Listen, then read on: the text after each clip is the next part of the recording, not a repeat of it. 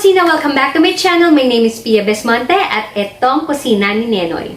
And so malapit na nga ang Christmas and New Year and I'm sure na gaya ko, nag-iisip na rin kayo kung ano ba ang ihahanda natin sa Noche Buena or Medianoche. And so ito, naisipan ko na gawin ang video na to at i-share sa inyo ang aking recipe ng lasagna. So, ayun na nga ha, disclaimer yon. This is just my own recipe and just like any other dishes, syempre may kanya-kanyang style naman o ang paggawa or pagluto ng mga pagkain. Mostly, yung mga ingredients ay available naman sa supermarket at dito sa ating bahay. So, madali itong gawin. As long as may oven ka, pwede ka makapag-bake nito. I hope that you will enjoy this video at maisipan nyo na gawin ito for the holiday season.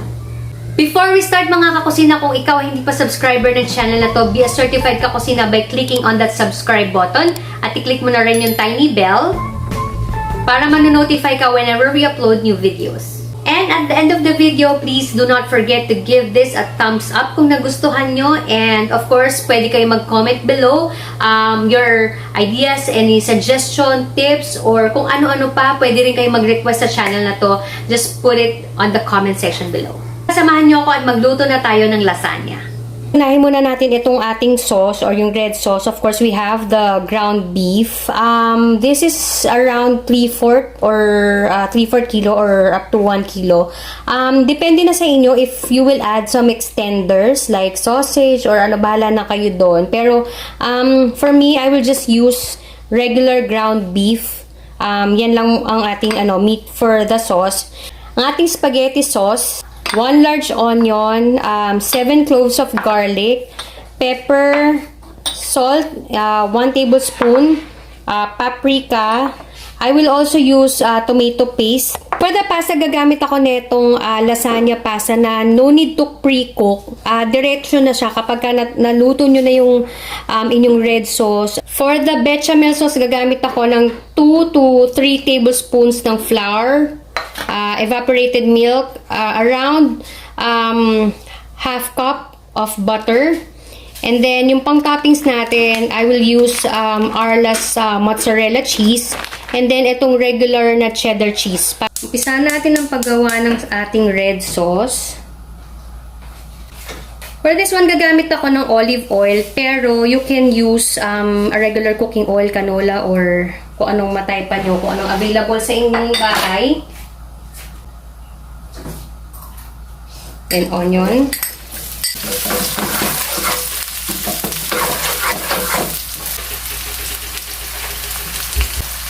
Ito ng garlic.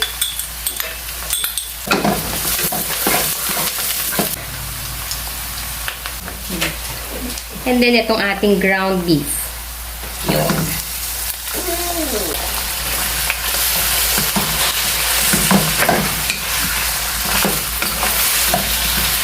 1 tablespoon ng salt,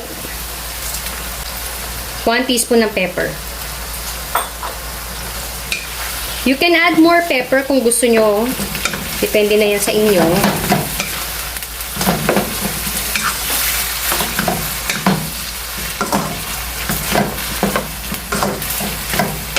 So, continue nyo lang i-gisa yan. Since malapit na maluto ang ating beef, pwede na natin i-add itong paprika.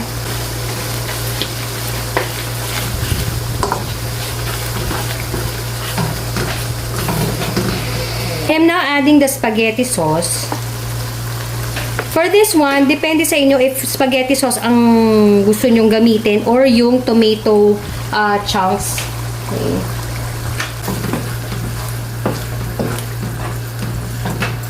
Since yung ating lasagna pasta ay hindi na kailangang i-pre-cook, we need our spaghetti or we need our sauce na medyo watery yung consistency niya kasi yun ang i-absorb ng pasta kapag binake na natin later.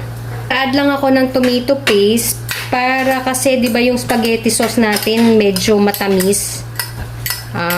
Yun, para lang may contrast yung lasa niya na medyo maasim-asim.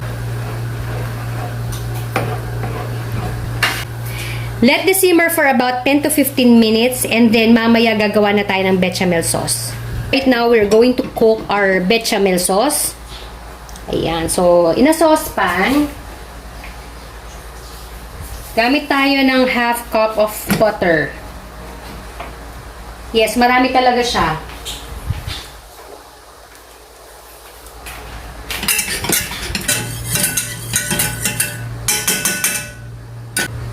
Kapag melted na yung butter, pwede na natin i-add itong 2.5 tablespoons of flour.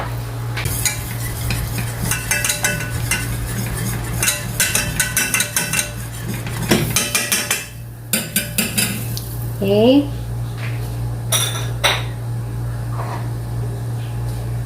Now we're adding our evaporated milk. Ito yung large can. Pinch of salt. And add lang tayo ng ground pepper. So, yan. We'll just let this cook until thicken ng ating sauce. We'll turn this off.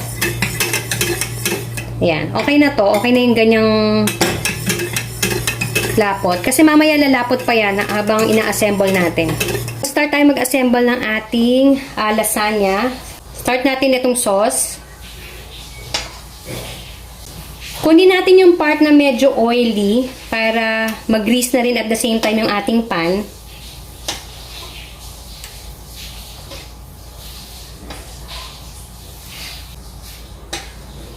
Kinuha ko talaga yung part na ma-oil.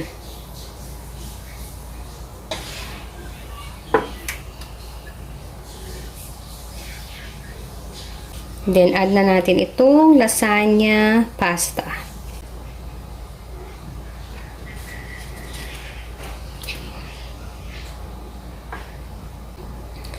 Ayan.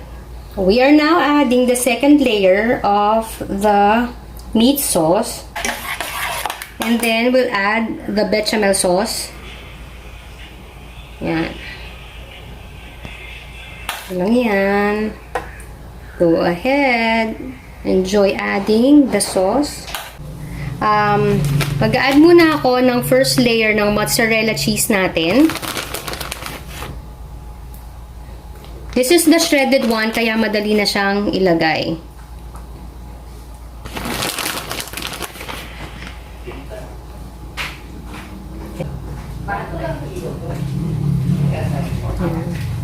And then, mag-add ako ng regular na cheddar cheese.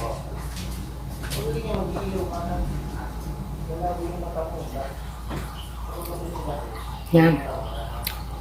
Okay. Then, add na ulit tayo ng pasta. So, again ito yung hindi na kailangan pang lutuin or i-pre-cook.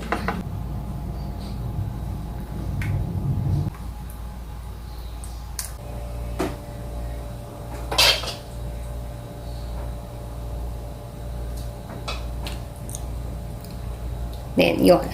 Bechamel again.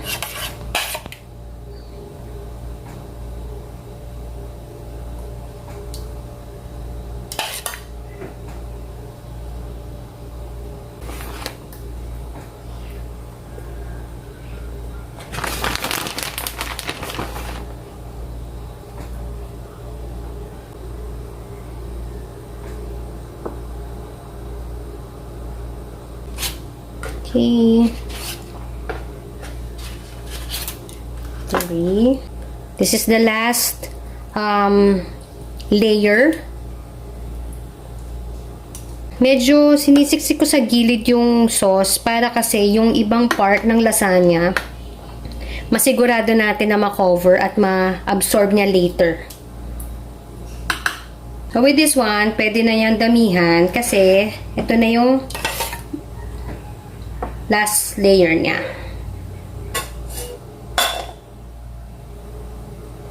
Yan. And the most exciting part ay we can now generously add also our mozzarella cheese.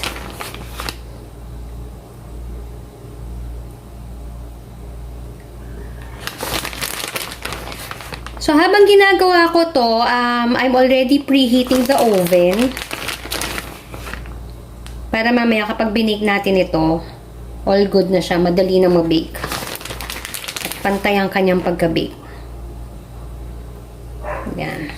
I didn't notice na hindi na pala nagre-record kanina yung aking camera. So, inad ko na lahat ng cheddar cheese. And I was saying na if you notice kanina sa ating sauce or red sauce, hindi ko na masyadong inalatan. 1 tablespoon of salt lang ang nilagay ko. Kasi ito yung plano ko. Lagyan siya ng maraming cheddar cheese kasamang mozzarella. Kasi yun ay magsisilbing pampaalat.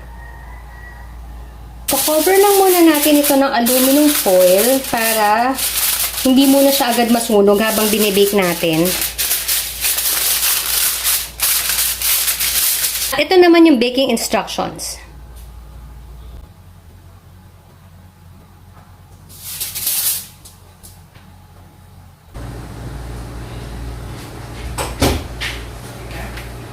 Ayan. So, tapos na natin i-bake ang ating lasagna. We will add some garnish. Ito ay parsley. Ayan. Para mas lalong appetizing.